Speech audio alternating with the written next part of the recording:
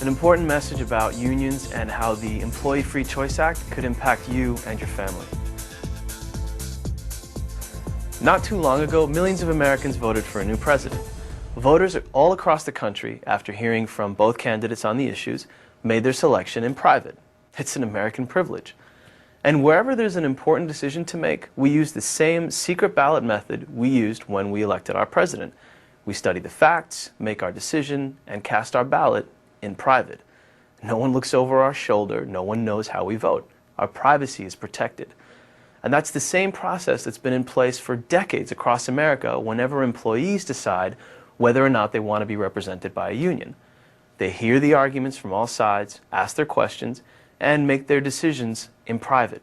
Majority rules. But there's an effort to take away your rights to a secret ballot election. It's wrong, it's deceptive, and it's un-American. You see, under the current process, if union organizers collect enough cards, they turn them into the National Labor Relations Board and request a secret ballot election. The NLRB sends a representative to the worksite, sets up voting booths, and the employees mark their ballots in private, just like you did when you voted for president. No one knows how you vote.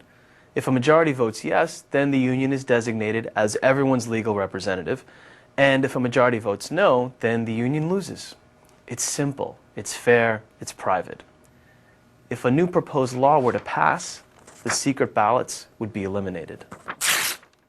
Your right to vote privately, gone. Under this proposed law, misnamed the Employee Free Choice Act, your signature on a union authorization card would take the place of your right to vote. Collect enough cards and the union is in, automatically. No election, no vote, no privacy. To make it worse, union organizers will stop at nothing to get enough signatures to establish a union. Union organizers typically spend weeks or months talking to employees and visiting their homes at night or on weekends. They have followed people home after work to find out where they live. There are no restrictions on when or how organizers can collect authorization cards, so they might say or promise just about anything to get your signature. And once they get your signature, they likely have it for good. Only the union can decide whether to give you back your card. There are some things to remember when you sign a card. First of all, you are allowing the union to legally represent you, which means you are bound to the union's bylaws. Second, you are obligated to pay dues, which would likely be between $30 and $60 a month. Thirdly, you are subject to pay initiation fees and other fees that come up without having a say in the matter.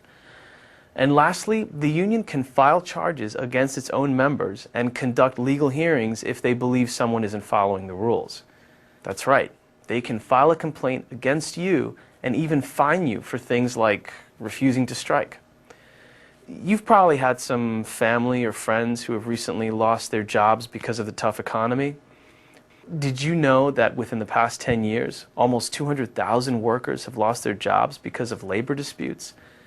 We are certainly not saying that anything like that would happen here, but these are the facts. We all know that Cintas is a good place to work, with competitive wages, great benefits, and open-door communication with our managers. We want to keep our jobs the way they are, and make sure that you keep the right to choose for yourself whether or not you want a union.